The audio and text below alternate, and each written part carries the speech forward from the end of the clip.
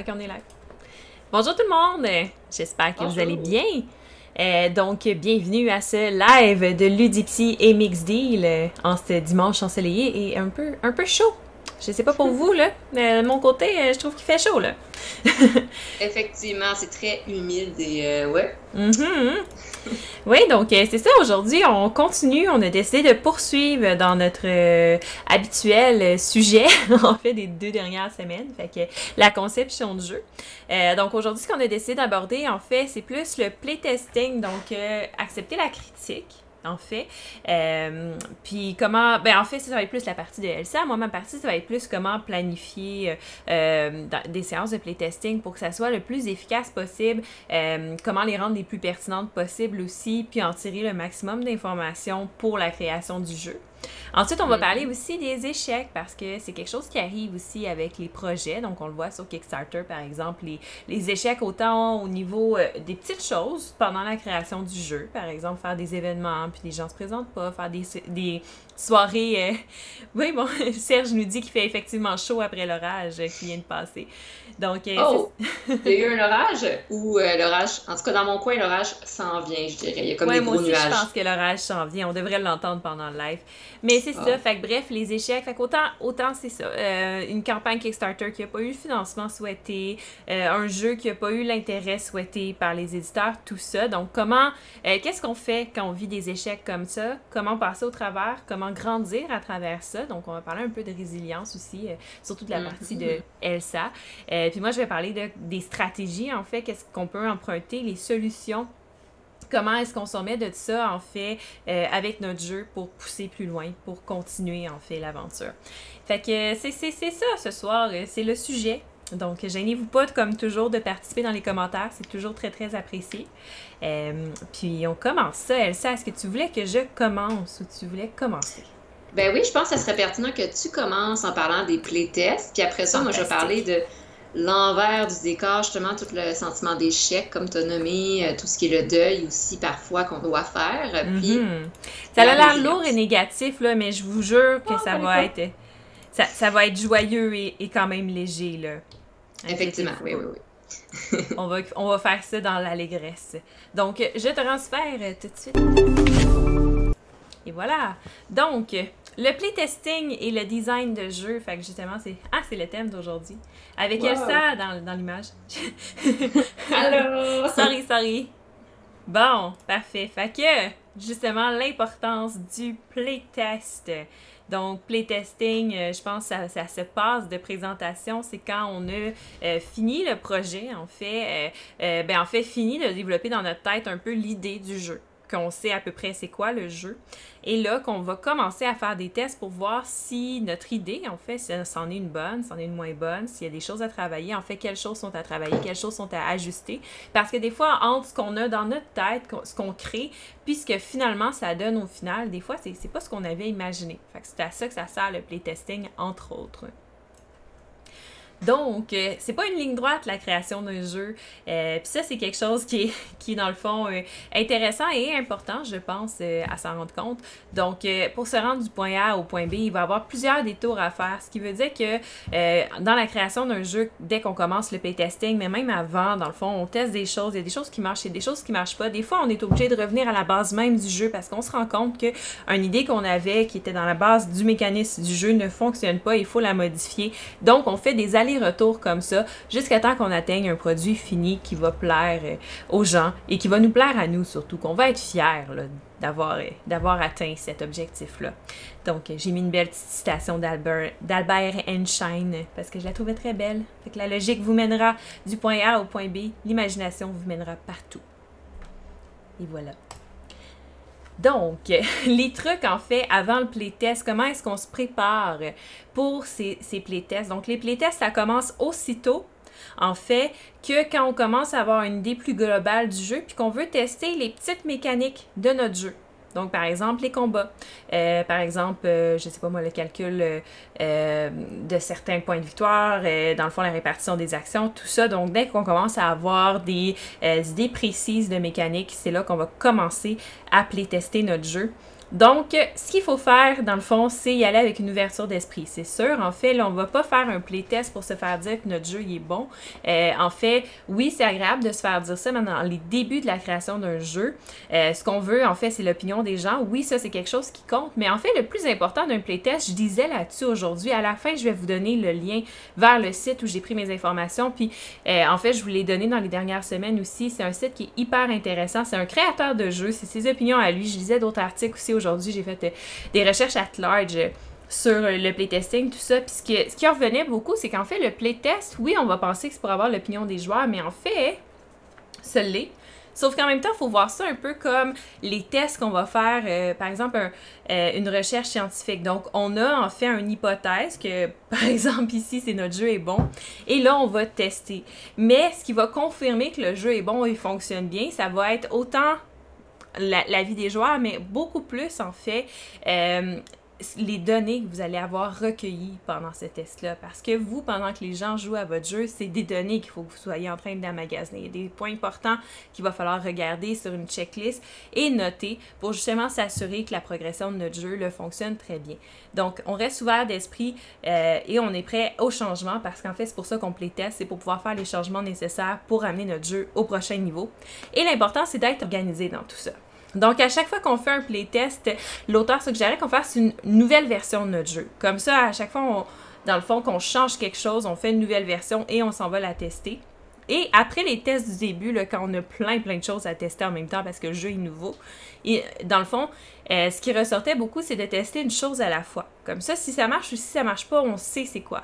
On retrouve ça beaucoup en médecine aussi, je pense qu'on retrouve ça partout. Dans le fond, si j'essaie un traitement avec un patient, on va, dans le fond, si on veut savoir si ça fonctionne ou pas, si on en essaie 10 d'affilée, ben là, ça va être difficile de voir qui fonctionne puis qui fonctionne pas. Puis s'il y en a un qui rend le patient malade, ben bref, on saura pas lequel.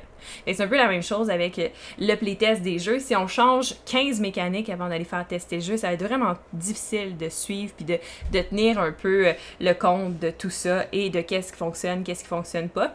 Et dans le fond, chaque changement effectué, on le note chronologiquement. Donc, c'est vraiment important de tout noter. Comme ça vous permet de vraiment voir dans la chronologie de votre jeu où ça a commencé, qu'est-ce qui a été changé, quand, puis comme ça, de coordonner avec vos notes que vous allez prendre pendant les playtests. Donc, les questions objectives à se poser avant de faire un playtest. Donc, questions objectives, en fait, c'est des questions qui ne sont pas influencées par l'environnement, par personne. C'est vraiment des données fixes que vous allez prendre. Par exemple, qui a joué au jeu? Est-ce que c'est des nouveaux joueurs? Est-ce que c'est des joueurs qui sont experts? Est-ce que c'est des gens qui n'ont jamais joué à des jeux de société? En fait, tous les publics sont les bienvenus et sont importants pour votre séance de playtest parce que comme ça va vraiment permettre de voir comme c'est quoi le sweet spot de votre jeu, à qui vraiment est-ce que ce jeu-là s'adresse, tout ça.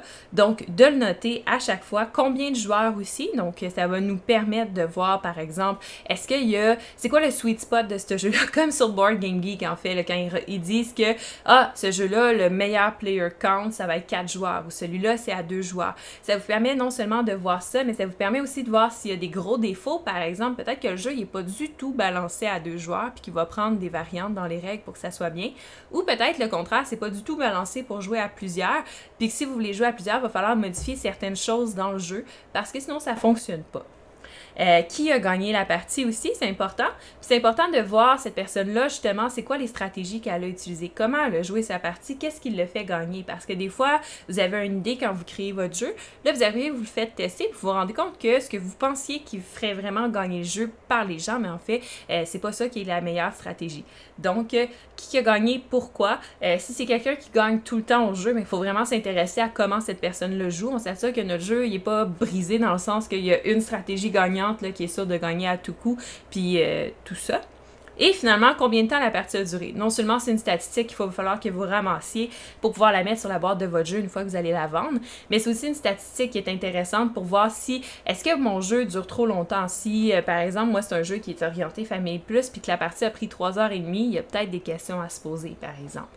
Fait que, toutes des questions objectives, faciles à ramasser, mais qui est très importante de faire, en fait, quand on fait des séances de playtesting. Ensuite, Là, on va dans les questions qualitatives, des questions qui sont pas, que dans le fond, c'est vraiment plus une question d'impression, tout ça, donc c'est pas objectif à ce moment-là. Donc, la stratégie utilisée par les joueurs, on va noter qu'est-ce que les joueurs ont fait, comment ils se sont orientés, c'était quoi leur compréhension avec les explications que j'ai faites de mon jeu, en fait, des stratégies à adopter, puis comment est-ce qu'ils ont approché le jeu. Ça va donner des bonnes indications. Puis si c'est pas du tout les stratégies que vous vouliez que les joueurs aient en tête avec votre jeu, ben là, c'est à voir. Est-ce que je retravaille ou finalement je l'adapte parce que finalement mon jeu a l'air de plus s'orienter vers ces stratégies-là que ce que j'avais planifié au début, par exemple. Quels étaient aussi les gros défauts du jeu? Parce que ça se peut que vous fassiez une séance de playtest et que finalement vous vous rendez compte qu'il y a des choses qui ne fonctionnent vraiment pas avec votre jeu, soit des choses qui sont vraiment brisées, des choses qui sont totalement déséquilibrées. Ça peut arriver, donc là on les prend en note, on retourne à la maison, on retourne à la base puis on recommence à regarder comment est-ce qu'on peut modifier ça puis ajuster ça pour rendre le jeu plus fluide et on retourne après ça le playtester. Il y a aussi des erreurs mineures qui peuvent se glisser dans le jeu, donc des petites affaires, des petits accrochages, des choses que les gens vont vous mentionner, par exemple, pendant le playtest, ou encore des questions qui ressortent tout le temps. Donc, à ce moment-là, ça va vous donner des indices, vous pouvez le prendre en note, regarder. Les ambiguïtés dans les règles aussi. Est-ce qu'il y a des choses que les gens ne comprennent pas, qui font tout croche, qui ne seraient pas censés faire comme ça, puis qu'ils le font comme ça, ou des questions, encore une fois, qui reviennent tout le temps. Dans ce temps-là, il faut se poser des questions. Est-ce que mes règles n'étaient peut-être pas assez claires? Est-ce que, dans le fond, c'est le principe du jeu, tout ça, qui ne l'est pas? Donc, on regarde ça. Et, en fait, finalement, les fautes de frappe, les erreurs graphiques, c'est sûr que ça pardonne pas beaucoup les fautes de frappe dans un jeu de société. Donc ça, s'il y en a qui le remarquent, c'est important de le prendre en note pour pouvoir le corriger. Même chose pour les erreurs graphiques, par exemple, que l'iconographie serait pas correcte à quelque part, des choses comme ça. Toujours important de le prendre en note. Fait que c'est tout plein de choses comme ça qu'à chaque séance, vous faites un journal, vous dites telle date, j'ai fait une séance, voici les informations, vous faites un beau graphique, tableau, ce que vous voulez, mais pour que vous soyez vraiment capable de retracer le tout avec toutes les modifications qui ont été faites avant. Puis vous faites ça à chaque fois que vous faites des nouvelles modifications, tout ça. Comme ça, vous restez vraiment organisé, puis c'est facile de revenir en arrière sur quelque chose qui n'a pas fonctionné ou de le remodifier d'une autre façon en regardant vos statistiques après. Donc, les playtests, c'est important, oui, pour l'opinion des gens, mais aussi pour pouvoir recueillir toutes ces données-là. Puis, dans le fond, les règles aussi, le livre de règles, c'est super important de le playtester. En fait, c'est la première impression que les gens vont avoir de votre jeu. En fait, après avoir regardé la boîte, l'introduction du jeu, tout ça qui est à l'arrière de la boîte, c'est l'être fait recommander par des gens. La première impression qu'une personne va avoir de votre jeu, c'est en ouvrant la boîte et en lisant le livre de règles. Donc, elles doivent être parfaites ou si pas parfaites, là, pas loin. Il faut que ça soit quelque chose de très clair, très concis, pas trop compliqué, pour rien. Donc, dans le fond, pour tester les règles, une fois que vous les avez composées, dans le fond, c'est justement, vous testez les mécaniques à court terme avec des gens, vous regardez si les gens comprennent bien la description des règles, tout ça, puis si c'est assez clair pour jouer au jeu. Les tests privés avec des joueurs récurrents aussi, ça c'est important parce que d'autres vont voir justement l'évolution que vous avez fait à travers le temps, à travers les playtests, vont pouvoir vous donner leur opinion par rapport aux changements que vous faites au fur et à mesure.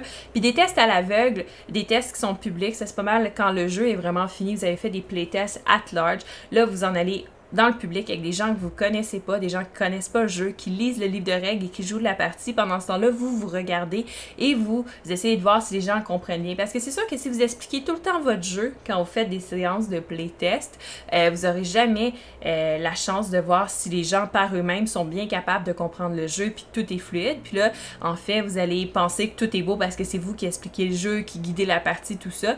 Mais au final, quand le jeu va être imprimé, là, on va se rendre compte que les règles ont peut-être été moins bien rédigées et puis c'est plus difficile à comprendre pour les gens qui se ramassent avec le jeu à la maison puis qui vous ont pas en fait avec eux pour essayer le jeu. Donc, c'est pas mal ça. Fait que la clé du succès dans les playtests, c'est de partager son travail. Donc, ça, c'est le plus important. Bien comprendre son audience cible aussi pour comprendre vraiment à qui le jeu dans le fond, s'adresse. Ça, j'en ai parlé dans les autres séries de vidéos. Et ne pas avoir peur non plus du changement parce que c'est un peu pour ça qu'on fait les playtests, c'est pour pouvoir faire les changements qui sont nécessaires, en fait, pour la bonne continuité de notre jeu. Fait que ça met fin, en fait, à ma première partie sur le playtest. Gênez-vous pas dans le chat. Si vous avez des questions, je retourne à l'écran principal avec Elsa. Oui, ben justement, j'essaie de voir un peu. Il y a Martin Dupuis qui a beaucoup participé en Oui. commentant justement, en disant j'aurais pas pu mieux dire, Sophie, on prend des notes et on ajuste constamment. Et il a du hâte d'être rendu au blind test. Oui. Donc oui, effectivement. De mon côté, je trouve ça vraiment intéressant ce que tu dis. Dans le fond, si on peut sortir un peu des mots-clés, c'est justement d'en arriver à peaufiner puis à s'adapter. On Mhm. s'adapte. Le changement, ben, au lieu de le voir comme quelque chose d'effrayant, de la nouveauté, de l'inconnu, mais c'est de le voir comme une manière d'apprendre puis de se perfectionner, disons, Voilà. dans nos accomplissements, notamment ici notre jeu de société.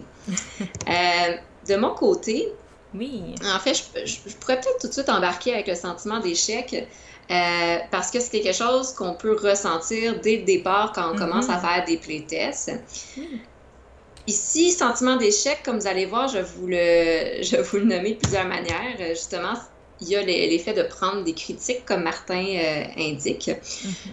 C'est par rapport aux critiques, mais aussi par rapport aux produits en Ouais. soi. Donc, je Puis, vais... Oui, oui, puis moi, ça va être ma deuxième partie. En fait, mon autre partie, c'est sur justement les échecs dans les. super. OK. Donc, je vais te partager ça. On va mettre ça Parfait. sur un écran, un instant.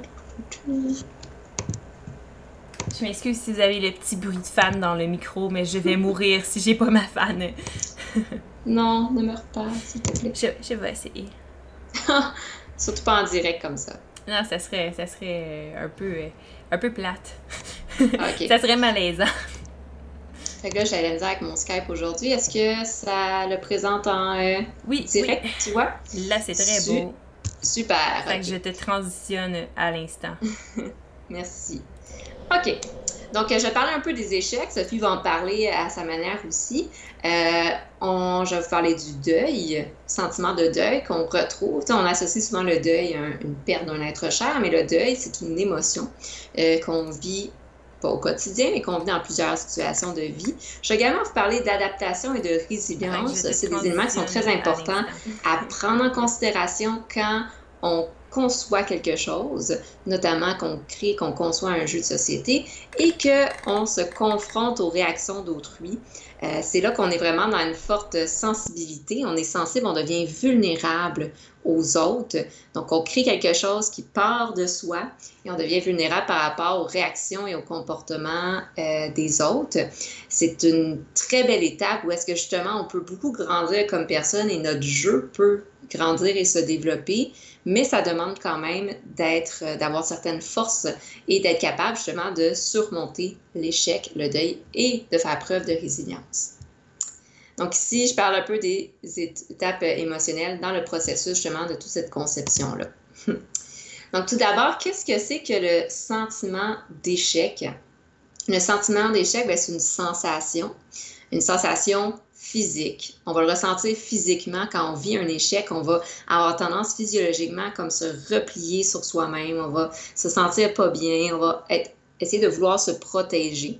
C'est une sensation aussi qui va être bien sûr émotionnelle, qui va faire naître d'autres formes d'émotions. Puis c'est aussi une sensation qui va être cognitive et comportementale. Cognitive dans ce sens que parfois par rapport à un échec, il y a certaines pensées comme le négativisme, le sentiment de punition, le sentiment d'imperfection qui va naître comportementalement. Quand on est face à un échec, notre premier réflexe, c'est de percevoir l'échec comme quelque chose de dangereux et de vouloir fuir ou se protéger. Fuir, une situation de fuite, ça serait d'arrêter les playtests. On se fait critiquer, puis on dit « OK, non, j'arrête de faire ça, c'est trop confrontant. » Ou un exemple, par exemple, de protection, ça serait qu'on ferait faire des playtests, mais juste à des groupes d'amis qu'on le sait qui ne vont pas nous critiquer. Donc ça, il y a ce qu'on appelle de l'évitement. Souvent, quand on ne se sent pas prêt à affronter l'échec, on va faire de l'évitement, de la fuite, l'évitement des situations qui peuvent nous paraître comme dangereuses. Donc ici, le sentiment d'échec, une sensation qui va naître lorsqu'on n'atteint pas des objectifs qu'on s'est fixés à court ou à long terme. Je n'ai pas réussi mon programme d'études, je le vis comme un échec, autant que j'ai pas réussi à cuisiner mon macaroni au fromage, je le vis comme un échec. Donc, il n'y a pas de bon ou de mauvais échec. il n'y a pas d'échecs qui sont plus valides que d'autres. Vraiment, le sentiment d'échec, on le vit tous.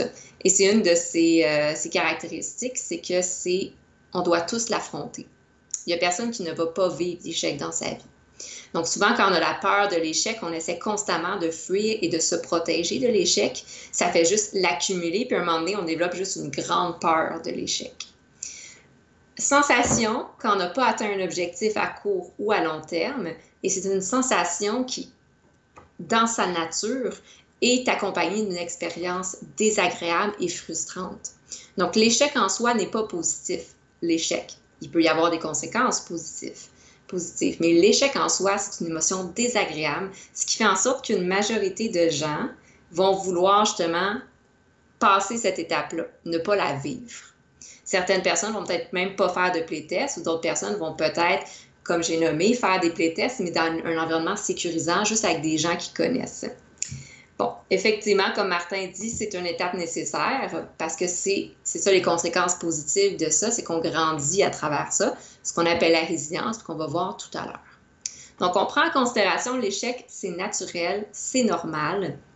On doit passer à travers ça. Maintenant, on va essayer de voir qu'est-ce que ça apporte comme conséquence, puis comment passer à travers ça. Je nommais le sentiment d'échec, c'est normal. Je fais essayer mon jeu, les gens n'apprécient pas le jeu, je viens d'échec, physiologiquement, je me sens pas bien, je suis triste, je suis contrariée. C'est correct, il faut passer au travers. Si on veut grandir et perfectionner son jeu, on doit surmonter ça. Maintenant, disons qu'on arrive à passer au travers, il y a des moments où est-ce que l'échec va faire en sorte qu'on a de la difficulté à le surmonter, puis qu'on va essayer de faire justement en sorte que ça ne se reproduise pas. On va éviter, on va sécuriser, puis quand on vit un échec, on vit des réactions extrêmes qui vont durer longtemps et qui finalement vont se transformer en improductivité, en procrastination ou en sentiment d'imperfection, comme je vais vous présenter tout à l'heure. Ça ici, c'est justement ça qu'on veut arriver à éviter. Donc, on garde en tête que les échecs, c'est normal, l'échec en fait, que plus qu'on essaye de sécuriser, plus qu'on essaye d'éviter, plus que ça va augmenter la peur de l'échec, et plus que j'augmente la peur de l'échec, plus que quand je vis un échec, j'ai pas les outils pour être capable de l'affronter, et c'est là que l'émotion d'échec devient envahissant. C'est une réaction qui est intense, c'est une réaction qui va faire vivre des émotions, au lieu que ça soit 2, 3 sur 10, on va être dans le 8, 9 sur 10. Ça devient blessant, on en souffre. Évidemment, c'est ça qu'on veut éviter. Le sentiment ici d'imperfection. Quand on est rendu que l'échec est tellement fort qu'on est dans l'évitement, on en est rendu à développer une perception de soi ou de son jeu, qui est le sentiment d'imperfection. Et ça, évidemment, c'est ce qu'on veut essayer d'éviter. Avant que j'entre dans l'imperfection, on va essayer d'explorer justement comment éviter d'en arriver jusque-là. Donc, dans les conseils un peu par rapport au sentiment d'échec, vraiment aussi au niveau émotionnel, c'est sûr qu'il faut garder en tête, premier point, c'est que tout le monde vit des échecs. Si on garde en tête et on normalise en disant tout le monde vit des échecs, ça fait partie du processus d'évolution. C'est comme ça qu'on grandit. Comme Martin dit, donc effectivement, ça fait partie du processus d'évolution.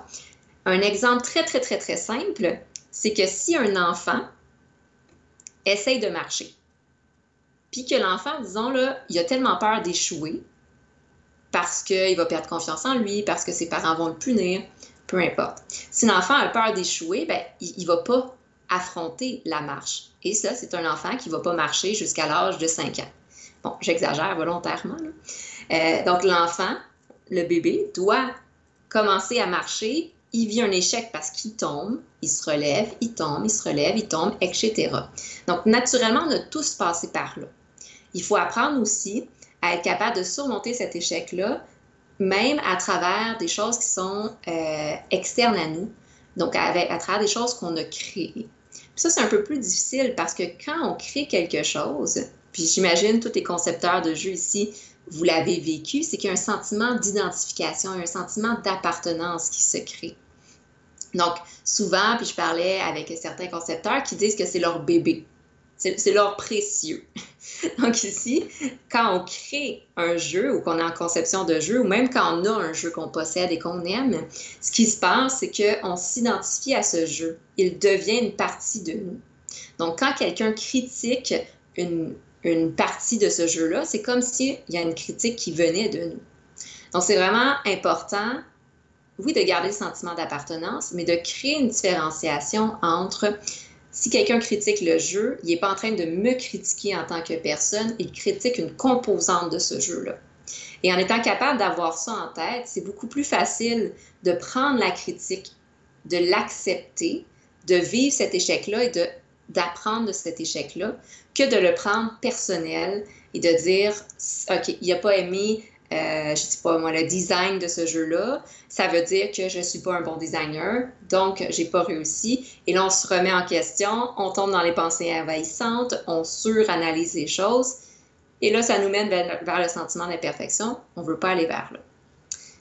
Donc, d'arriver à normaliser en disant tout le monde vit des échecs, c'est comme ça qu'on grandit, c'est comme ça qu'on apprend, en étant capable de se détacher au niveau de la critique, en étant aussi capable de voir cette critique-là, non pas comme une critique rabaissante, mais vraiment comme une critique constructive. Donc, généralement, si les gens autour de nous sont bien intentionnés et veulent notre bien-être, ce qu'on souhaite, ils vont être là pour nous aider. Alors, la critique devient constructive au lieu d'être une critique rabaissante, humiliante, etc. Donc ça nous aide beaucoup à passer au travers du sentiment d'échec. Et enfin, à travers le sentiment d'échec, c'est aussi d'être capable de prendre justement le positif de ça et de le voir aussi comme un moyen de soi-même grandir. Donc oui, ça améliore le projet, mais il y a aussi soi-même qui grandit à travers la critique des choses que l'on crée.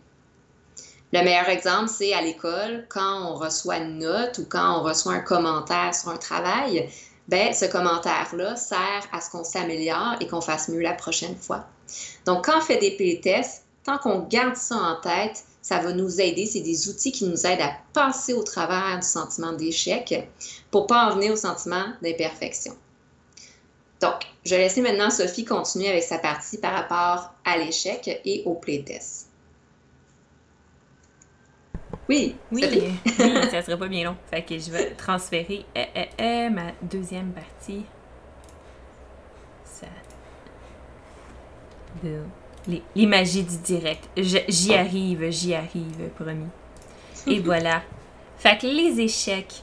Donc, les échecs, comme je disais tantôt, autant au niveau vraiment d'une campagne, c'est sûr que là, on parle de projets qui ont été sur Kickstarter, entre autres, mais ça peut être aussi des projets qui n'ont pas été sur des campagnes, des plateformes de socio-financement, mais juste que ça n'a pas fonctionné comme on le souhaitait.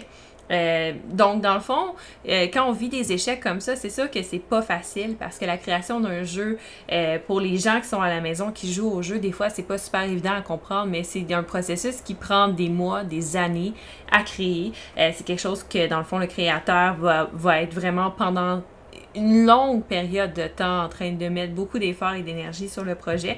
Fait que c'est sûr que quand on envisage la création d'un jeu, on envisage aussi la réussite de son jeu. C'est difficile de se dire « Ah ben ça se peut que ça fonctionne pas, je le fais, je mets tous les efforts, même quand c'est pas facile, pour que finalement ça fonctionne pas. » C'est sûr que c'est pas... Dans le fond, personne ne se dit ça. Là, quand on essaie justement de faire un projet aussi demandant que ça, on se dit, dans le fond, ben on le fait en fait pour la réussite du projet, pour que le jeu soit joué, tout ça. La première question qu'il faut se poser... qui va nous aider à passer à travers cet échec-là et à grandir, en fait, parce que là, je vais vous donner des pistes de solutions qui ont été suggérées par des créateurs de jeux, justement, pour passer à travers un échec, puis, dans le fond, grandir de ça, donc un peu de la résilience. Donc, c'est se poser pourquoi, qu'est-ce qui a fait en sorte qu'il n'a pas fonctionné, diagnostiquer le problème et voir comment est-ce qu'on peut, dans le fond, le corriger. Fait que, dans le fond, de la catégorisation des échecs, si on prend, par exemple, là, mon exemple va être une campagne Kickstarter complète, parce que c'est plus facile c'est plus facile pour tout le monde de figurer de quoi je vais parler qu'autrement, mais ça peut vraiment s'appliquer à tout le monde. Donc, si, par exemple, ça n'a pas fonctionné, il faut revenir à la base et voir quelle catégorie d'échecs on a. Est-ce que c'est un échec stratégique? Donc, une erreur dans la nature même du projet. Par exemple, le jeu, dans le fond, ça l'a pas plu aux gens. Les gens n'étaient pas intéressés par ce jeu-là. Donc, il y a quelque chose dans le jeu ou dans la création du jeu qui n'a pas fonctionné et qui n'a pas attiré les gens. Donc, ça, c'est l'erreur, en fait, qui est la plus difficile à corriger puis qui demande de revenir vraiment à la base de la conception du jeu pour pouvoir retravailler dessus. Des fois aussi, ça peut être des échecs qui sont opérationnels, donc souvent liés au marketing. Comme on le disait dans nos dernières présentations, le marketing, c'est une des choses qui est les plus importantes parce que vous avez beau avoir le meilleur jeu du monde, si les gens ne le connaissent pas, si les gens en ont pas entendu parler, ils pourront pas y jouer. Donc ça, c'est la première des étapes. On essaie de faire un bon marketing. On essaie. Est-ce que c'est notre pitch de vente peut-être qui n'était pas correct? Est-ce qu'on n'a pas pris la bonne approche? Est-ce que ça se pourrait? Est-ce qu'on n'a pas assez travaillé sur l'engagement de notre audience pour qu'ils soient intéressés justement à acheter le jeu? Ça se pourrait aussi.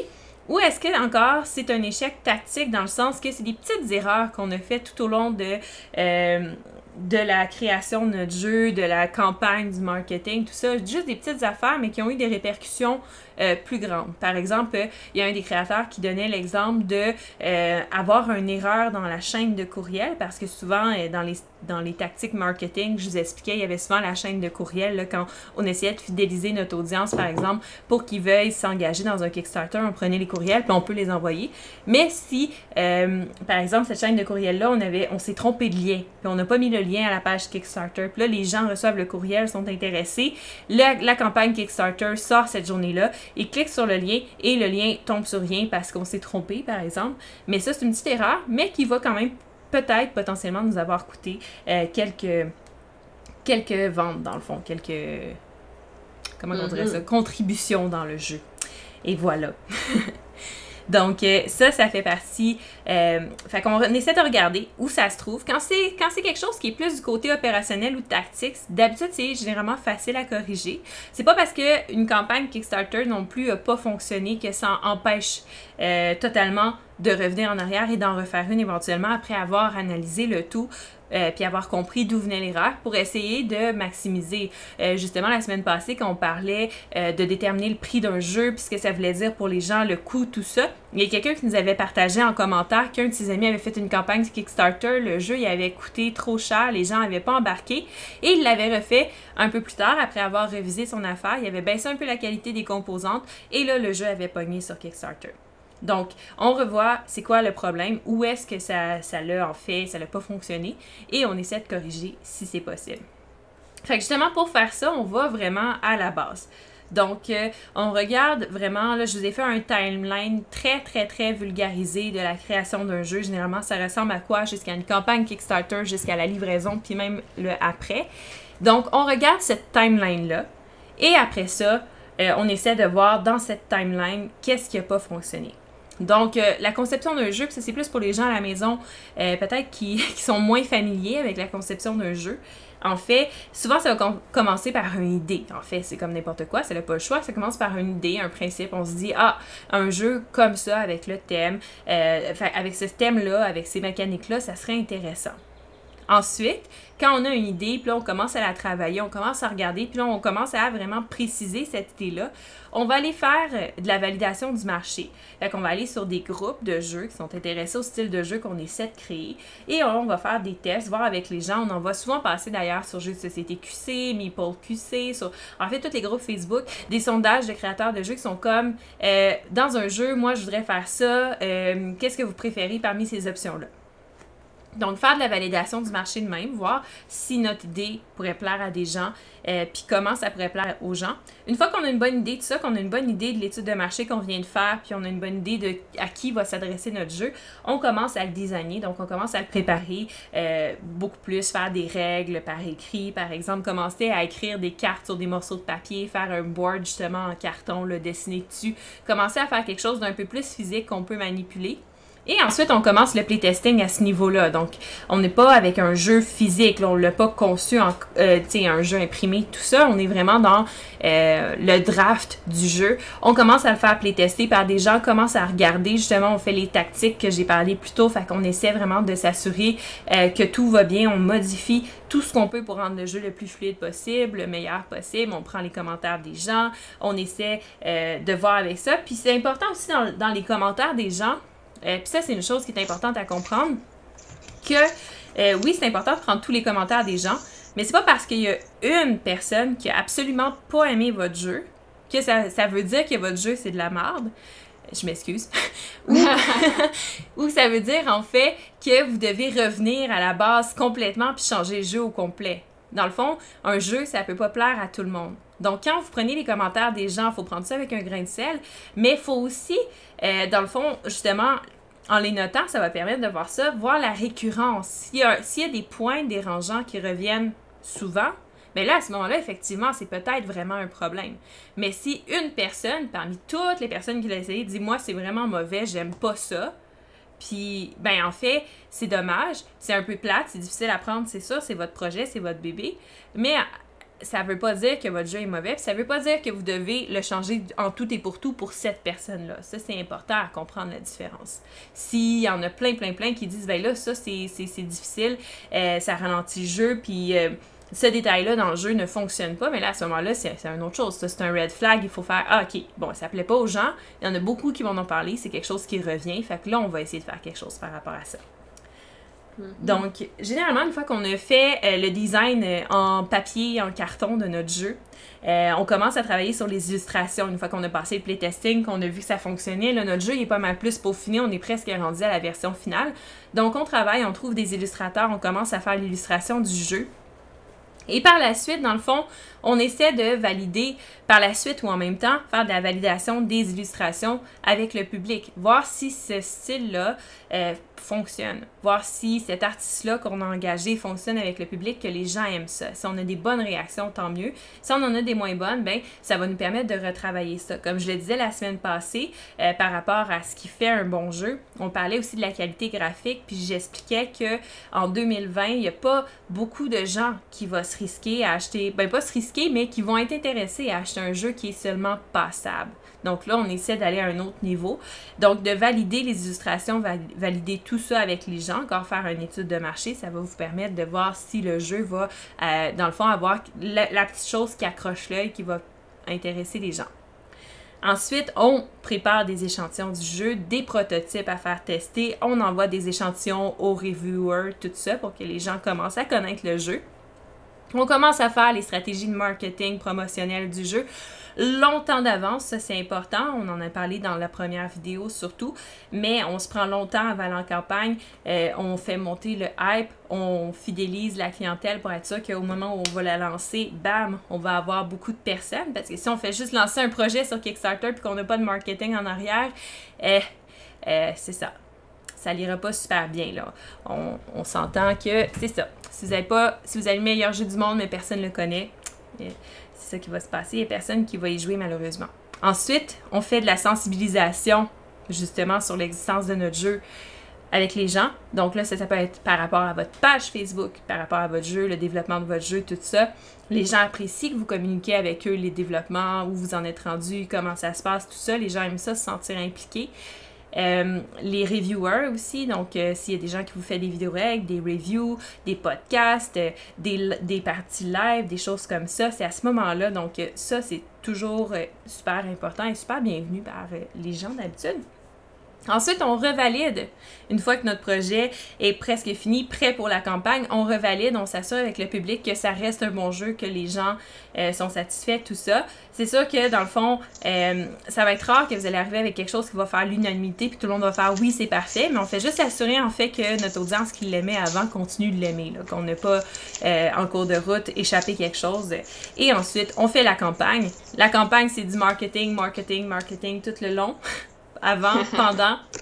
Ensuite, une fois que la campagne est finie, notre jeu il a tapé les millions, dépassé Exploding Kitten, ben là, on est rendu à la manufacture du jeu, donc on le fait créer. Ensuite, on reçoit le jeu, il faut l'entreposer à quelque part, on le livre, on le donne aux gens qui l'ont backé. Et les copies supplémentaires, généralement, on les revend sur Internet. Et par la suite, ben là, ça, c'est libre à vous. Donc, généralement, les compagnies vont se trouver des éditeurs, des maisons d'édition qui vont vouloir le distribuer, des distributeurs, en fait, qui vont vouloir distribuer leur jeu, tout ça, pour que le jeu se ramasse en magasin et tout. Mais bref, ça ressemble à peu près à ça, la création d'un jeu de société.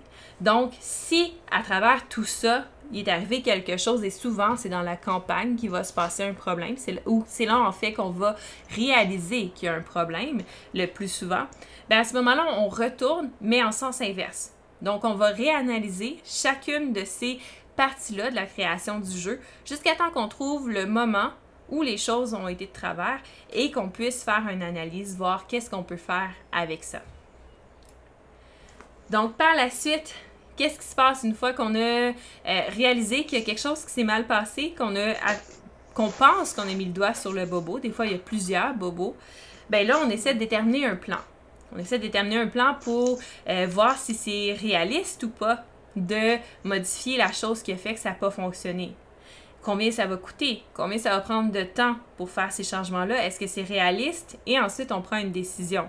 Est-ce que tout était beau au niveau de la conception du jeu? Le jeu intéressait les gens, le jeu était bon, était bien conçu, mais c'est quelque chose par rapport plus à la mise en vente, au marketing, à la campagne qui n'a pas bien fonctionné, donc qui va être facilement corrigeable, bien à ce moment-là, oui, ça vaut la peine. Ou est-ce que c'est dans le jeu lui-même que finalement, peut-être qu'il y a quelque chose qu'on ne s'est pas rendu compte, mais qui n'était pas intéressant pour les gens, ou qui est moins pogné, puis que là, ça nous demanderait de revenir à la base et de recommencer, dans le fond, la chaîne de conception. Donc là, c'est là que, dans le fond, il va falloir regarder ce qu'on est prêt à faire, qu'est-ce qui est la meilleure décision pour nous aussi, parce qu'il faut penser à soi là-dedans. Et c'est ça, décider qu'est-ce qu'on fait par la suite avec tout ça. Donc, dans le fond, pour les campagnes Kickstarter, il y a plusieurs erreurs que un créateur de jeu avait pointées. Dans le fond, après ces diapositives-là, il s'appelle Brandon, j'ai pas son nom de famille, je m'excuse, mais après ces diapositives-là, j'ai le lien vers son site et je vais vous inviter vraiment fortement à aller le consulter parce que c'est super intéressant ce qu'il dit, en fait, c'est super pertinent sur la création de jeu. Donc, une des erreurs les plus communes, c'est miser sur la passion plutôt que le gameplay. Donc, c'est quelque chose qui arrive beaucoup avec les nouveaux créateurs versus les grosses compagnies. Donc, les gens, pour pouvoir publiciser leur jeu sur leur campagne Kickstarter, tout ça, vont plus miser sur le fait qu'ils sont passionnés, que c'est leur passion, que c'est leur bébé, blablabla, blablabla, plutôt que sur le gameplay du jeu. Malheureusement, plus les années avancent, moins cette stratégie-là semble bien fonctionner, selon son avis à lui. Puis ce qu'il disait comme point, c'était quand même assez pertinent. C'est sûr que quand sur Kickstarter, il faut que tu fasses face justement à des compagnies comme Simon, des compagnies comme Awaken Rims, des compagnies comme Mythic Games, qui sont des grosses compagnies bien établies, qui font des projets et qui ont un budget marketing assez élevé pour leurs projets. En fait, les gens, ce qu'ils recherchent souvent, c'est le gameplay. Ils vont rechercher, en fait, c'est ce que ces compagnies-là vont présenter. Ils vont présenter un jeu qui est bien fini, qui joue super bien. Ils vont présenter le gameplay, rendre les gens super intéressés par le projet, leur donner une vraiment bonne idée de ce qu'ils vont acheter pour que les gens soient justement intéressés à backer le projet. Et ça va fonctionner. Donc, il conseillait d'un peu moins miser, d'un peu moins utiliser cette stratégie-là qui fonctionnait peut-être, oui, mieux au début de Kickstarter, mais que maintenant semble moins bien fonctionner. Donc, si vous vous sentez concerné, ça peut être un petit conseil comme ça. Sinon, dans le fond, il disait, il y a des jeux des fois qui vont manquer le petit je ne sais quoi qui va le démarquer des autres. Parce que sur Kickstarter, il n'y a pas un jeu qui sort à la fois, là, il y en a plusieurs. Il y en a qui vont avoir été publicisés pendant vraiment longtemps par les grosses compagnies. Donc, tout le monde le sait que ça s'en vient, tout le monde les attend. Et il y a des jeux qui vont être découverts sur la page Kickstarter. Si vous avez fait un bon travail de marketing avant, ça va aussi faire du bouche à oreille. Il y a des gens qui vont en avoir entendu parler, qui vont être intéressés, qui vont y aller, qui vont en parler à d'autres personnes. Mais c'est sûr qu'une majorité des gens vont le découvrir sur la plateforme. Donc là, pour le découvrir sur la plateforme, faut qu'il y ait un petit quelque chose de spécial. Il faut essayer de voir c'est qu'est-ce que notre jeu a de spécial Et comment faire ressortir ce point-là. Pour que les gens, justement, quand ils parlent du jeu, ils parlent de ce jeu-là en faisant « Ah, ça, c'est le jeu avec telle chose. » C'est ce jeu-là avec telle chose de spécial là, qui le caractérise vraiment. Puis c'est ça, trouver le petit je ne sais quoi qui va accrocher l'œil des gens puis qui va leur donner l'intérêt de cliquer sur votre projet puis de s'intéresser plus à ce que vous avez à dire sur votre page de campagne. Sinon, mauvaise classe de prix, c'est quelque chose qui arrive souvent. Donc, ça peut être une mauvaise classe de prix pour toutes les raisons qu'on a parlé la semaine passée. Donc, parce qu'on a peut-être visé un peu trop sur la qualité des composantes qui n'étaient pas nécessaires, ou des fois, c'est dans l'autre côté, on n'a pas visé assez sur la qualité des composantes, mais souvent, pour la classe de prix, c'est qu'on a visé trop haut. Ou des fois même, le prix est bien ajusté, mais en ce moment, sur Kickstarter, ce qui se vend bien, c'est pas dans cette gamme de prix-là. Des fois, c'est aussi niaiseux que ça. Des fois, les jeux qui vont se vendre bien, c'est des jeux de plusieurs centaines de dollars, puis les petits jeux en bas de 25 $. Puis là, vous sortez un jeu à 65 $, puis on dirait que ça attire moins les gens en ce moment sur la plateforme. Donc, il faut regarder ça, la qualité des composantes. Généralement, ça ne va pas tuer une campagne que les composantes ne soient pas de hyper grosse qualité si le prix, dans le fond, reflète ça, mais c'est sûr que ça ne l'aidera pas non plus. La qualité artistique aussi. Quand on disait qu'il fallait quelque chose qui était plus tape à l'œil, qui allait accrocher le regard des gens puis leur intérêt pour qu'ils veulent venir voir c'est quoi votre projet, ben c'est sûr que le artwork de votre jeu est super important pour ça. Pas de review aussi, on en voit des fois dans des campagnes des nouveaux créateurs qui n'ont pas de vidéo de review, des vidéos qui n'ont pas de vidéo. Puis ça, pour une campagne, c'est louche pour les gens qui veulent l'acheter. C'est un red flag parce que là, ils n'ont vraiment personne sur qui se fier pour savoir si le jeu est bon ou pas. Donc là, c'est ça que ça va pouvoir sembler plus risqué pour eux. Donc, c'est pas... C'est quelque chose d'important de faire des vidéos pour son jeu là, quand on veut le mettre sur Kickstarter. Puis en fait, c'est pas mal ça fait le tour de ma présentation. Donc, son site internet, c'est un site, c'est un développeur de jeux. Et son site, ça s'appelle Start to Finish, Publish and Sell Your First Board Game. Et il a fait une série d'articles, c'est fantastique, il s'exprime bien. Il fait venir des collaborateurs, d'autres créateurs de jeux. C'est sûr que c'est une vision parmi tant d'autres. J'ai lu plein de sites. Mais c'est surtout sur celui-là que je me suis fiée pour la présentation de ce soir parce que je le trouvais hyper pertinent. Wow. Puis fait que c'est ça, fait que je vous conseille, puis il y a des informations aussi, je l'ai mis là en lien dans mes présentations de la semaine passée et de la semaine d'avant. Donc, il y a vraiment des sujets sur tout sur ce site-là, là, sur la création du jeu, ce que les boutiques vont rechercher, comment créer ta campagne Kickstarter. Tu as vraiment plein de tips de quelqu'un qui le fait une couple de fois puis que ça a marché, mais de quelqu'un aussi qui a vécu des échecs, puis c'est ça qui est intéressant, il en parle parce que lui aussi, il y a des Kickstarter qui n'ont pas fonctionné et il a été analysé justement comment ça s'est passé. Donc, bref, une ressource que j'ai trouvée vraiment valable et intéressante pour vous à regarder. Ça a effectivement l'air vraiment intéressant. Je vais cliquer sur le lien. Mais c'est intéressant parce que c'est le processus de A à Z. Oui, comment passer au travers. Vraiment. C'est vraiment ça. C'est comment construire un jeu de société 101. Cool. Ok. C'est ça, c'est une vision parmi tant d'autres. Là. Ça se peut que vous, ça varie. Mais c'est ça. Fait qu'on est de retour sur nos deux écrans, Elsa. Parfait. Ben, écoute, je peux faire la suite de mon côté. Qu'est-ce que t'en penses? Ben oui, je peux te transférer. Je te partage cela. Parfait, fantastique. Yeah, parfait. Et voilà. Donc, dans le fond, et voilà, yes! Donc, je parlais tout à l'heure, puis tu sais, il y a un beau lien à faire justement avec... évidemment, avec ce que Sophie vient de dire. C'est le but de la présentation.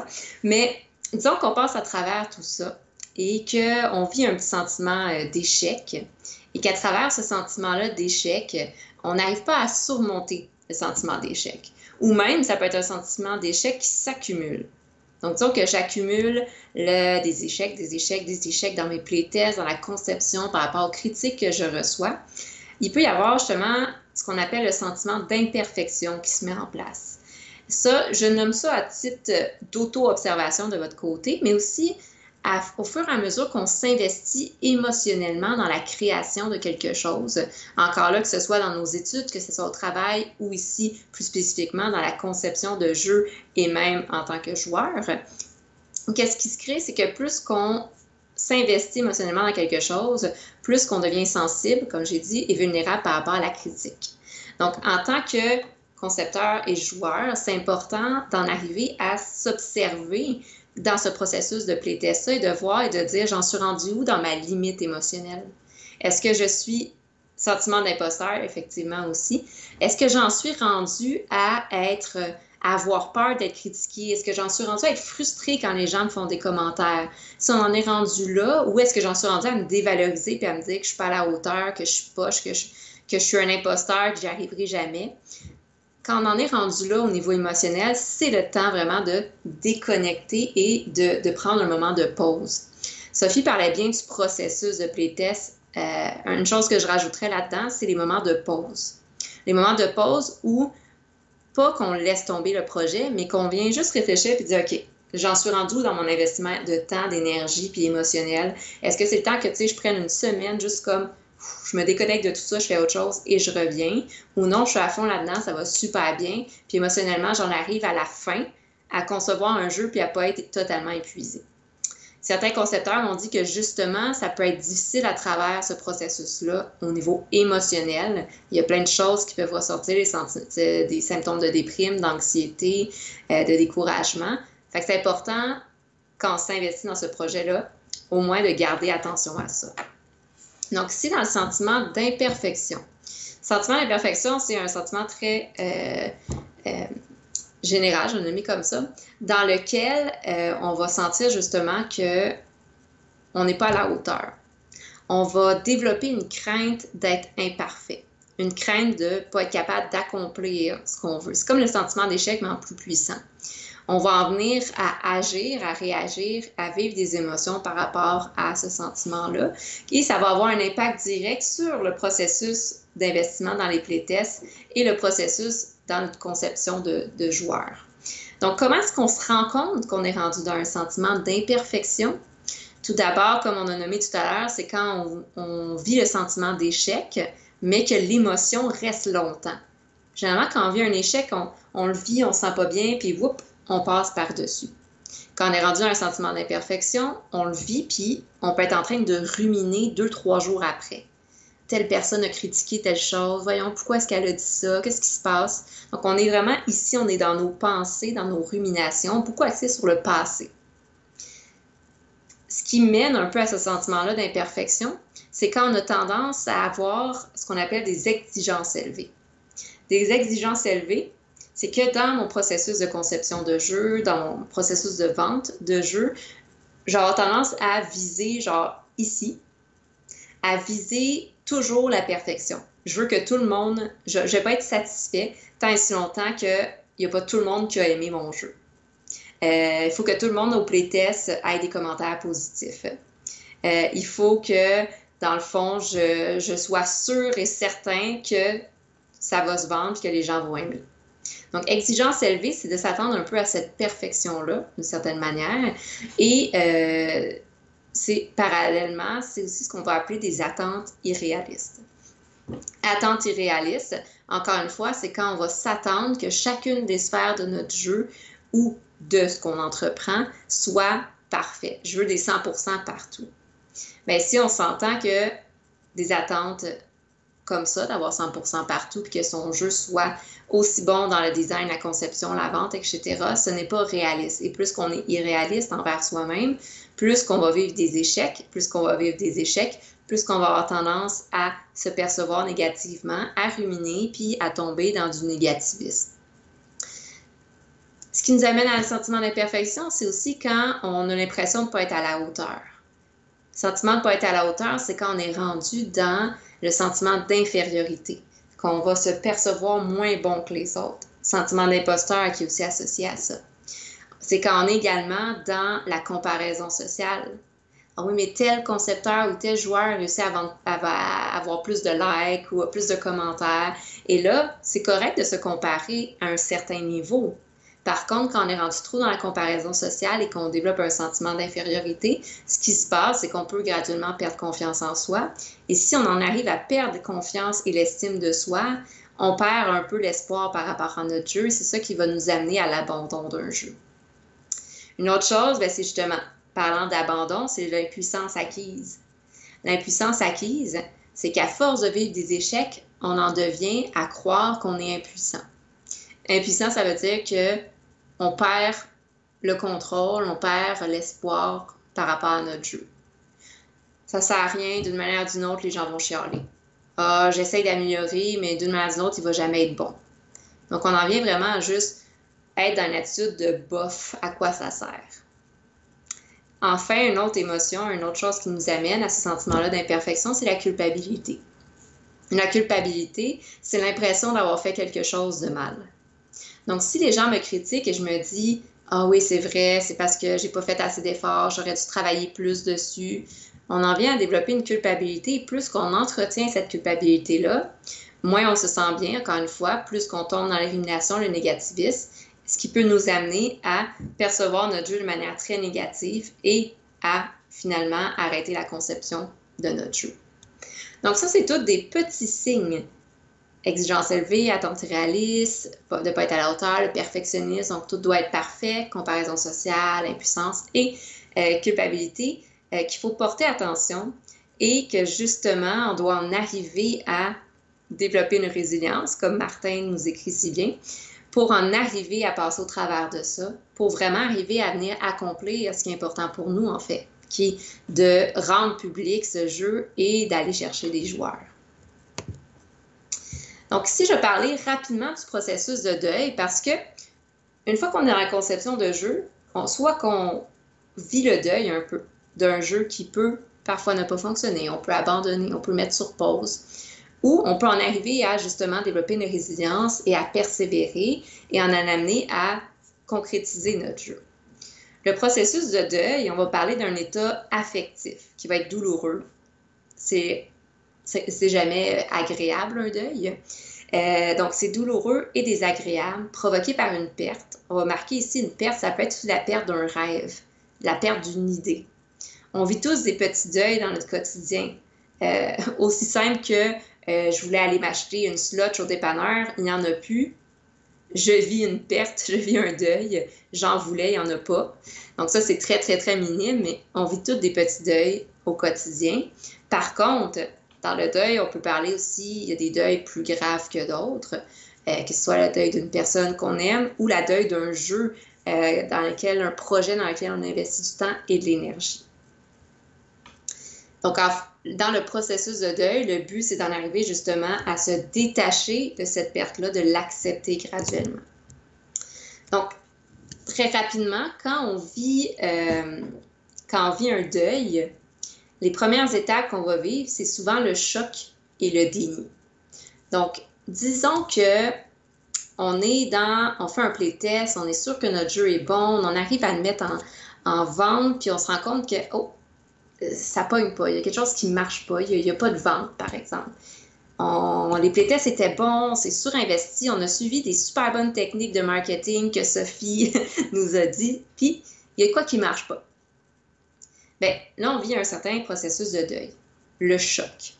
Le choc de réaliser, voyons, ce projet-là ne fonctionne pas, j'ai cette perte-là, je dois accepter graduellement, mais le choc et le déni. Le déni, c'est qu'on va nier la réalité, la négation des faits. Ben voyons, ça se peut pas. Ça se peut pas, il doit y avoir un problème avec le site. C'est peut-être parce qu'on est dans un moment de répression, c'est peut-être... Donc, on va vraiment nier les choses ou projeter la faute sur quelque chose d'autre. Deuxième étape, c'est la douleur et la culpabilité. Donc là, c'est quand on se rend compte, OK, non, je peux pas le nier, c'est la réalité, il y a vraiment, mon jeu ne se vend pas, il y a quelque chose qui fonctionne pas. Donc là, on s'en rend compte, on vit cette douleur-là. On est vraiment dans l'émotion désagréable, à peine tolérable, de la douleur, et parfois la culpabilité, comme je le mets, de s'en vouloir, de dire j'en ai pas fait assez, qu'est-ce qui me manque, etc. Par la suite, il peut y avoir de la colère. Peut-être que ça vous est déjà arrivé. Au départ, on ressent de la tristesse. Après ça, on ressent cette souffrance-là. Puis après, c'est un sentiment d'injustice, de trahison, la colère qui remonte. Cette colère-là, qu'est-ce qu'elle nous dit? Bien, elle nous dit qu'il y a quelque chose qui ne va pas, puis je veux agir par rapport à ça. Qu'est-ce que je veux faire pour justement en arriver à changer la situation? Faire en sorte que mon jeu se vende, faire en sorte que les gens l'achètent. Ensuite, on entre dans la phase de marchandage et de négociation. Donc là, la colère, c'est une émotion qui nous donne de l'énergie. On serre les poings, on veut passer à l'attaque. Dans ce sens-ci, on va se servir de cette colère-là pour venir négocier, pour venir essayer d'arranger les choses, pour venir marchander. Puis parfois, on marchande avec quelque chose de réel. On va aller voir justement les magasins, puis on va leur dire, OK, est-ce que vous pouvez mettre mon jeu de l'avant? Est-ce que vous pouvez comme en parler avec vos collègues, les autres magasins? Donc, on est en mode vraiment résolution de problème.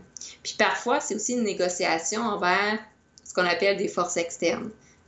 Prier ou genre essayer de trouver de la force extérieure. Dans le processus de deuil, quand la marchandisation ne fonctionne pas, on essaie de trouver une solution, ça ne marche pas. On arrive à la 4e étape qui est la déprime, la tristesse. Donc là, c'est là qu'on commence à accepter que ça ne marche pas pour le moment. Au début, on n'est pas capable d'y faire face parce que c'est trop souffrant, c'est douloureux. C'est douloureux de se rendre compte qu'un projet dans lequel on a mis plusieurs années, tant d'énergie, tant d'efforts, ne fonctionne pas. Donc, on vit cette souffrance-là. Ça peut amener à de la dépression, perte morale, perte de plaisir, etc. Dans le pire des cas. Mais sinon, dans un deuil normal, on va vivre de la passivité, de la tristesse. C'est là qu'on se détache du projet puis qu'on perd un peu espoir. On peut vivre cette tristesse-là pendant très longtemps ou quand on a un bon soutien, entourage, on en parle avec des amis, on peut passer plus rapidement à travers cette étape-là. Mais ici, dans le processus de deuil, il faut bien faire attention. C'est pour ça qu'il y a des beaux groupes de soutien de jeux de société puis de concepteurs de jeux pour vous encourager puis vous soutenir entre vous, parce que ça peut être une étape difficile, cette étape-là où est-ce qu'on perd espoir puis on tombe dans la déprime. Enfin, une fois qu'on arrive à sortir de la tristesse, après être soutenu par nos collègues, on rentre dans la phase de reconstruction. La phase de reconstruction, c'est qu'on commence, c'est ça, à s'ouvrir un peu plus aux gens. On commence à se réactiver. OK, je recommence à travailler sur mon projet. OK, je retrouve l'énergie de dire qu'est-ce qui n'a pas fonctionné. Je commence à retrouver des solutions, des idées pour arriver à passer au travers. Et enfin, la dernière étape, c'est l'étape de l'acceptation. J'accepte la réalité. J'accepte que mon premier essai, mon 5e essai, mon 10e essai n'a peut-être pas fonctionné. J'ai essayé, je pensais que c'était bon, ça n'a pas marché. On essaie de comprendre qu'est-ce qui s'est passé. Comme Sophie a dit, tu es dans les étapes, on apprend de nos erreurs. On essaie de soit accepter que c'est peut-être un deuil final ou on essaie de se réinventer, se reconstruire à travers cet apprentissage-là pour, encore une fois, retourner dans un processus de peaufinement de notre jeu. Puis parfois, un deuil, c'est de mettre notre jeu sur pause puis d'en commencer un autre, de partir un autre projet. Donc, il y a différentes manières d'accepter. L'acceptation, c'est d'accepter ce qu'on a voulu atteindre ne fonctionne pas, qu'on perd cet espoir-là, mais ça ne veut pas dire que c'est définitif. On peut recréer ou on peut construire différemment. Donc ça, je vous présente ici, pas dans le sens que tout le monde va être en deuil grave, mais tout le monde vit des deuils. C'est normal comme processus. Puis quand on s'investit dans quelque chose, dans un jeu, qu'on aime ça, qu'on met du temps et de l'énergie, c'est normal de vivre le deuil. Il faut savoir un peu prendre conscience qu'on va passer à travers ça pour essayer justement de passer au travers du mieux possible, de vivre de la résilience par rapport à ça, puis d'être capable de persévérer par la suite. Parce qu'il y a tellement peu de concepteurs québécois qu'on veut justement vous aider à persévérer et à continuer à mettre des efforts et de l'énergie dans vos projets pour qu'un jour ils puissent voir le jour, puis que les joueurs puissent en profiter. Donc, comment est-ce qu'on fait ça? C'est justement à travers le développement de la résilience et l'adaptation. Bon, je nommais ici, bon, ça c'est un peu de l'aspect informatif, mais on parle dans le fond de la résilience. C'est un concept qui est apparu tout d'abord, c'est assez drôle, qui est apparu dans plus les sciences sociales, qui a été transformé, utilisé surtout en psychologie. On parle dans le fond d'un concept qui vient combiner l'estime de soi, la confiance en soi, la croyance en son efficacité personnelle. Efficacité personnelle, c'est à quel point est-ce que j'ai l'impression que j'ai les outils, les compétences et les habiletés pour passer au travers de cet obstacle-là. Et la disposition d'un répertoire de solutions. Si jamais on n'a pas de solution, bien, notre entourage sert à ça, à aller chercher ces outils-là pour nous permettre d'évoluer, d'apprendre et de grandir. Donc, ça dépend justement, la résilience dépend des relations sécurisantes qu'on a autour de nous, de nos expériences du passé et de notre capacité à mettre les choses en place. Une définition ici serait la capacité de faire face avec succès aux situations stressantes, d'apprendre, de s'adapter selon les situations qui vont avoir des conséquences négatives, mais qu'on va au-delà des conséquences négatives pour apprendre. Et on en arrive justement à rebondir sur les situations stressantes ou difficiles en s'adaptant et en développant des stratégies d'adaptation adéquates. Donc, ce qui est intéressant ici, c'est à chaque fois qu'on vit des échecs, à chaque fois qu'on vit des deuils, le processus en soi est difficile, mais ce qu'on retire de ça est positif. Donc, vivre des deuils en soi n'est pas négatif, c'est désagréable et inconfortable, et même souffrant, mais ce qu'on retire de ça peut être positif parce que c'est comme ça qu'on évolue, qu'on apprend, et qu'on arrive un jour à justement créer un jeu que les gens vont aimer. C'est à travers tout ce processus-là. Donc, la résilience ici, qu'est-ce que ça fait? Bien, ça favorise l'identification des problèmes. En étant capable de vivre les problèmes, j'arrive à les identifier, puis idéalement à les prévenir en développant des ressources. Ça m'apprend à considérer le soutien de mon entourage, d'aller chercher de l'aide, du soutien, d'en parler avec les gens autour de moi. Ça en a, comme Martin dit, c'est le concept du phénix. Bien, exactement. On renaît de ses cendres, on se reconstruit, puis après ça, le phénix est nouveau, il est tout beau, il est en forme. Puis il vieillit, il se défait, puis whoop, il revient en force. C'est la capacité aussi de considérer ses propres ressources et ses forces personnelles. Parce que tant qu'on n'est pas confronté à un obstacle, on a tendance à ne pas se rendre compte de toutes les forces qu'on a à l'intérieur de nous, puis tous les outils qu'on a acquis avec le temps. C'est en étant confronté à un défi, un obstacle, que là, on se rend compte, hey, ben finalement, je suis vraiment bon pour gérer telle situation. Je ne le savais pas avant que la situation arrive. Ça nous permet de prendre conscience de sa capacité de décision, de ses limites personnelles, de se dire justement, est-ce que là, c'est le temps que je prenne une pause dans la conception de ce jeu-là, ou est-ce que là, c'est le temps que je mette plus d'énergie, je suis capable d'en mettre plus. Donc, c'est limites personnelles, puis ça dépend d'une personne à l'autre. Intégrer nos apprentissages antérieurs. J'ai appris dans mon premier playtest que telle chose ne fonctionnait pas, puis là, je me rends compte qu'il y a autre chose. OK, qu'est-ce que je comprends de ça? Bon, ben, je vais juste changer ça puis recommencer autre chose. Par la suite, reconnaître la valeur de l'imperfection et des erreurs. Je parlais tout à l'heure sentiment d'imposteur, d'imperfection. Souvent, l'imperfection est associée à quoi de super négatif. L'échec, les erreurs. Ben non, justement, on apprend de ça. Adapter son action en permanence et développer nos stratégies d'adaptation. L'adaptation, c'est ça. L'adaptation, c'est d'être capable de s'adapter. L'adaptation, c'est d'être capable de développer des outils qui vont nous permettre au fur et à mesure d'apprendre puis de toujours être dans une situation d'équilibre. Puis si jamais on vit un déséquilibre, on va chercher des outils puis on grandit. Le respect de soi, de ses forces, de ses limites, comme j'ai nommé tout à l'heure. Et bien sûr, apprendre la compassion et le non-jugement, qui est le contraire du sentiment d'imperfection. La compassion, le non-jugement, c'est de se dire, j'ai fait de mon mieux, peut-être que c'est pas suffisant en ce moment, mais je fais de mon mieux, c'est correct, je ne suis pas non plus le dieu de la conception de jeux de société, on apprend tous, puis on se développe. Oui, on a des modèles qui vont être ici, mais c'est normal qu'on soit là, puis qu'on apprenne avec le temps. J'y vais à mon propre rythme. Ça, c'est très important. au niveau bien sûr aussi de la santé mentale que j'aborde, de garder ça en tête pour être capable de passer au travers du processus des playtests puis de la conception de jeu. Donc, ici, des petites techniques qu'on avait parlé antérieurement, bien, on peut passer des techniques pour nous aider dans la résilience. C'est par exemple l'humour.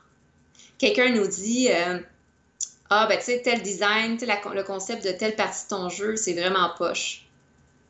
Oh, ça peut faire mal sur le coup. Mais si j'utilise de l'humour, que ce soit de retourner la question ou qu'on le prend à la légère, ou par exemple qu'on répond à la personne ah, OK, ben d'accord, c'est super poche, mais tu sais, comment tu voudrais que j'améliore ça? Qu'est-ce qui te rendrait ça, là? Qu'est-ce qui t'exciterait? Qu'est-ce qui t'apporterait du plaisir? Donc, on utilise l'humour, on utilise le détachement, on utilise la légèreté. Parfois, il y a ce qu'on appelle le déni temporaire. Temporaire parce qu'on ne veut pas que ça soit là à long terme non plus, mais c'est de juste mettre ses émotions sur pause puis d'y revenir plus tard. Si, exemple, quelqu'un nous dit de quoi, genre ton jeu il est vraiment poche, c'est de la ben, c'est sûr que ça nous blesse puis ça nous met en colère. On ne veut pas se mettre en colère puis gueuler après la personne. Donc ici, le déni, c'est de mettre nos émotions sur pause, puis une fois qu'on revient chez nous, là, on peut crier puis taper dans un coussin. Autre chose, ben, c'est de développer une meilleure estime de soi dans l'autocompassion. C'est correct, il n'y a pas de problème, je fais de mon mieux, je sais que ça va plaire à tout le monde, mais l'important, c'est que je me sens bien dans ce projet-là, puis tant si longtemps que je me sens bien, je vais continuer. L'autocompassion, un très, très beau concept. Garder en tête qu'on acquiert des nouvelles compétences, qu'on s'améliore à chaque fois, retrouver le sentiment de maîtrise de ce qui est important pour nous. Ça veut dire que même si tout le monde nous dit des critiques négatives, puis on va en avoir des critiques, puis il n'y a jamais personne qui va être fier à 100%, qui va être satisfait à 100% du jeu. C'est juste que parfois, il faut se dire, OK, est-ce que cette critique-là est en lien avec mes valeurs puis mon jeu? Ou est-ce que dans le fond, c'est une critique pour totalement changer mon jeu? Donc, on garde en tête qu'est-ce qui est important pour nous et le reste, on accepte de le mettre de côté. Enfin, se fixer des objectifs réalistes et atteignables parce que, effectivement, si avec le temps et l'énergie que vous avez, votre budget, vous visez à faire un jeu comme les grosses compagnies, comme Sophie parlait tout à l'heure avec les Kickstarter, les grosses compagnies qui ont des budgets de millions, ce ne sera pas réaliste, puis vous allez toujours être déçu de vous-même, puis vous allez toujours être insatisfait. Puis ça rend malheureux. Donc, on réduit les attentes, on les réduit pas parce que vous n'êtes poche ou autre, on les amène à un niveau qui est réaliste, atteignable, pour en vivre la fierté, mettre un produit, justement, créer quelque chose qui est acceptable, qui est réaliste, qui va plaire à plein de gens, qui va vous faire connaître, puis qui va vous permettre par la suite, encore une fois, passer à travers les objectifs, développer une résilience, vous adapter, trouver un autre public cible, puis en arriver à grandir de cette manière-là. Donc, je vous mets ici un peu les liens qui sont surtout un peu tout croche, mais sur la résilience, le deuil. Également, ce que je vous ai présenté aujourd'hui est basé sur un article que j'ai écrit sur le blog Ludipsy. J'avais fait un podcast avec David Couteau justement sur le deuil et la résilience. Donc, je vous invite à consulter l'article si vous voulez plus d'informations. Dans tous les cas, là, gardez en tête, je le nomme ici, l'échec, c'est normal. Le deuil également. On ne veut juste pas surinvestir notre énergie là-dedans parce que plus qu'on y pense, plus qu'on tombe dans les ruminations, le négativisme. On essaie de garder en tête qu'est-ce que cet obstacle-là va m'apporter, qu'est-ce que je vais pouvoir retenir de ça, apprendre de ça. On persévère, on essaie d'être à l'écoute de ses limites. Quand on se rend compte qu'on est rendu dans l'épuisement, qu'on est rendu morose, irritable, qu'on est rendu à peut-être engueuler les gens qui font les playtests, OK, c'est peut-être le moment que je me recule un peu, que je prends un petit moment de pause avant de retourner dans ça. Puis à travers ça, l'écoute de soi, comme je le mets, la compassion. Puis de toujours faire de son mieux, mais en étant à l'écoute de soi, c'est ce qui nous aide à être dans la résilience et l'adaptation. Puis c'est ce qui va faire en sorte que vous allez arriver à produire puis à mettre votre jeu sur le marché, que les gens vont s'identifier à ces jeux-là et que vous, de votre côté, vous allez pouvoir être fiers de vous sans être en épuisement puis en burn-out non plus. Donc, pour tous ceux qui nous écoutent, notamment au niveau des concepteurs, je vous souhaite bonne chance dans votre processus. Et pour les joueurs, gardez ça en tête aussi, tous les efforts aussi que les concepteurs mettent en place. Puis, ça peut vous aider vous aussi si jamais un jour vous voulez concevoir un jeu. Déjà, vous allez avoir toutes les informations en tête. Puis, dès qu'on est informé, ça nous aide beaucoup à mettre les choses en place par la suite. L'information, c'est la première étape. Après ça, la prise de conscience. Et après ça, ben, c'est de le mettre en pratique. Donc, on retourne avec Sophie. Rebonjour. Rebonjour. Donc, moi aussi, ça m'était fait à ta présentation, dans le fond. Ça m'avait fait ma présentation. D'accord, ben moi aussi, fait qu'on on a fait, en fait, on voulait faire un 5 à 7, on s'excuse, on a fait un 5 à 6 et 20. Fait que vous avez un beau moment une petite pause, en fait, une plus longue pause, avant de nous rejoindre à 20h pour la grande messe de balado ludique. Oui, on a l'honneur et la grande joie de pouvoir participer tous les deux en même temps à la grande messe. C'est la première fois. Vous allez voir nos visages toute la soirée. C'est une soirée avec nous. Et voilà. Oui! Puis, il y a également Pierre qui va être là, si je ne me trompe pas, Pierre Poisson-Marquis de Locomuse qui va venir nous parler aussi. Ça va être super intéressant, une belle soirée comme d'habitude. Puis, merci tellement merci à Serge, à Martin, en fait, à tout le monde qui participe dans les commentaires. Ça fait vraiment plaisir de faire des lives avec vous parce que vous êtes super... Ben c'est ça, vous interagissez beaucoup, fait que c'est super encourageant, c'est super motivant, puis ça nous donne toujours le goût à chaque semaine de nous dépasser puis faire plein de recherches pour vous trouver des sujets qui peuvent vous intéresser. Fait que un gros merci. Puis c'est ça, pendant qu'on vous dit bye-bye, moi je vais mettre le lien de mon site fabuleux dans les commentaires du live. Puis, on a Pierre-Olivier Germain qui nous dit merci aussi. Donc, qui a une question qui dit « Autre que de partir un Kickstarter soi-même, ai-je un autre moyen de vendre mon jeu? » Oui, en fait, l'autre moyen, en fait, c'est par les éditeurs. Dans le fond, c'est de soumettre son jeu aux éditeurs. C'est quelque chose qui est pas facile, par contre, parce que soumettre un jeu, ça veut dire l'imprimer, et après ça, tu l'envoies à une maison d'édition et tu attends une réponse de leur part qui peut prendre des fois beaucoup de temps. Et ça, c'est des moments qui sont stressants. C'est une bonne façon de faire, en fait. C'est une façon qui est peut-être aussi moins demandante qu'un Kickstarter sur le plan, dans le fond, de la planification, parce qu'une fois que le projet s'y est accepté par la maison d'édition, mais là, à ce moment-là, eux vont s'occuper là, de tout ce qui est marketing, tout ça, et souvent, ils connaissent, ils ont des plugs et de budget. Exactement. C'est un peu ça, dans le fond, c'est de voir, excuse-moi, je t'ai coupé, mais Pierre-Olivier, c'est de voir de ton côté, est-ce que tu souhaites être un peu plus dans une approche proactive? Tu sais, ce Kickstarter, toi, gérer toute la campagne de financement, de marketing, ou dans excuse-moi, l'autre côté, qui est un peu plus d'être dans l'attente. Ça peut engendrer beaucoup d'insécurité et d'anxiété aussi. L'attente, c'est t'envoies ton jeu à un éditeur ou à plusieurs en même temps si tu as plusieurs copies. Puis après ça, t'attends, ça peut prendre des mois et des mois. Puis pendant ce temps-là, tu vois qu'est-ce qui se passe. Mais si jamais l'éditeur l'accepte, qu'est-ce qui se passe? C'est que tout l'aspect gestion, tu n'as plus ce stress-là, c'est eux qui s'en occupent. Oui, c'est ça. De voir. Puis il y a aussi de produire le jeu par soi-même aussi, pour le vendre par soi-même sans passer par les campagnes de socio-financement. En fait, pour répondre à ta question là, plus en détail, si c'est quelque chose qui t'intéresse, je t'inviterais à écouter quelque chose que moi j'ai trouvé hyper intéressant et formateur. C'est la podcast que Elsa a fait avec Nicolas Desauniers aussi, qui a conçu le jeu Conversion. Donc, ça parle justement du processus de création, ça parle des campagnes de socio-financement, mais aussi comment ça se passe quand on essaie d'envoyer un jeu à l'éditeur, comment ça se passe si on essaie d'auto-publier son jeu. Donc, ça peut être intéressant de faire un tour là. Merci pour la référence. Ça, c'est... Wink, wink. Mais non, c'est intéressant parce que la question de Pierre-Olivier fait réfléchir à si jamais vous avez des questions, vu que là, on a quand même du temps, vous pouvez nous les poser. On va essayer de répondre du mieux qu'on peut. Puis de mon côté, là, j'en profite de faire un petit moment de pub pour la suite des choses.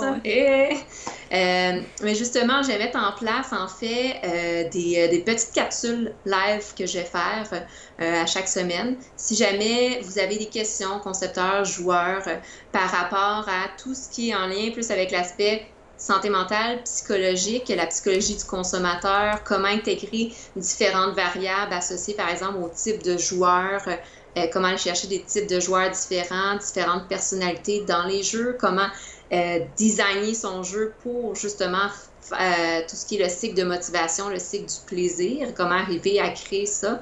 Dans le fond, de mon côté, je vais recevoir les questions, vous pouvez m'écrire, puis j'ai essayé d'y répondre sous des formes de capsules live, donc vous allez pouvoir être de manière interactive. J'ai essayé de répondre du mieux de mes connaissances pour vous soutenir à ce niveau-là. Oh, c'est super intéressant. Oui, j'ai eu cette idée-là hier soir, Sophie, en parlant. Oh wow! Ouais, hier soir, on fait le live d'aujourd'hui. J'ai passé la journée dessus. Pourquoi? Parce que hier soir, on a fait une belle petite soirée de jeu à l'extérieur avec des masques safe, respectant. Ouais, en essayant de respecter au maximum toutes les c'est ça, les recommandations. Puis on a fait ça jusqu'à 2h30 du matin. Fait que avec nos peu d'heures de sommeil, on a à 2h30, en se disant bye-bye à la voiture, on a fait comme « Hey, sais-tu ce qui serait une bonne idée? » Et voilà. Et oui, donc on a changé de sujet. À dernière minute. Mais le plaisir de dire en ce sens que notre sujet qu'on était supposé faire aujourd'hui, on va le faire la semaine prochaine. Avec un invité spécial. Un invité surprise. Est-ce qu'on le nomme ou c'est un... Ben, en fait, on va juste mentionner que c'était un participant à notre soirée de jeux de société Safe. Oh oh! Et cette semaine, vous allez savoir qui c'est. Oh, vive les mystères! Ah, merci Martin, il dit c'est un beau travail malgré mon manque de sommeil. Le café, ça fait des merveilles. Je sais pas c'est quoi la dose maximale de café qu'on peut prendre dans une journée, mais ça fonctionne très bien. Donc, ben en tout cas, sur ça, je veux dire merci tout le monde. Moi, de mon côté, en fait, cette semaine, je vais avoir une autre vidéo de unboxing parce que j'aime ça faire ça, puis parce que je reçois un autre Kickstarter juste en commençant. Elsa aussi, ben oui, effectivement, félicitations à Elsa aussi pour ta présentation. Puis, puis c'est ça, fait que j'en reçois un autre Kickstarter cette semaine en commençant mes vacances parce que oui, je suis officiellement en vacances pour 2 semaines. Wouhou! Chanceuse! Puis ça va être ma vidéo de cette semaine. Sinon, côté podcast, on va commencer une nouvelle série qui va s'appeler le Lexique ludique où là, on va faire des séries de podcasts pour les gens qui débutent dans le monde des jeux de société pour donner des petits trucs puis tout ça. En fait, ça va être une continuité de mes chroniques que je fais à la grande messe, les trucs à Sophie, mais là, ça va être plus long puis on va donner des trucs pour les débutants. On va faire aussi une série de vidéos là-dessus. Donc, c'est une idée que quelqu'un m'a envoyé en message, donc Benoît qui m'a contacté, qui me dit « Hey, sais-tu ce qui serait une bonne idée? » Ça, j'étais comme « Wow, c'est fantastique! » Fait que c'est ça, quand vous avez des idées comme ça, là, c'est toujours hyper apprécié que vous nous contactez puis que vous nous les donnez. Puis c'est ça. Sinon... oui, j'ai droit à des vacances, enfin! Puis c'est ça. Fait que sur ça, je vous souhaite une belle soirée. On se revoit à 8h sur Twitch à la Grande Messe. Donc, puis c'est ça. Super! OK, parfait. Ouais, c'est drôle, c'est vrai qu'on finit en avance. Habituellement, on est tout le temps... ouais, on est un peu à la course. Mais on peut vous jaser de même, là, si vous voulez. Mais non, on se dit à tantôt pour la Grande Messe. Puis merci beaucoup d'avoir été là encore une fois. Merci de nous avoir écoutés. Passez une belle soirée. Puis à tout à l'heure. À tantôt. Bye bye.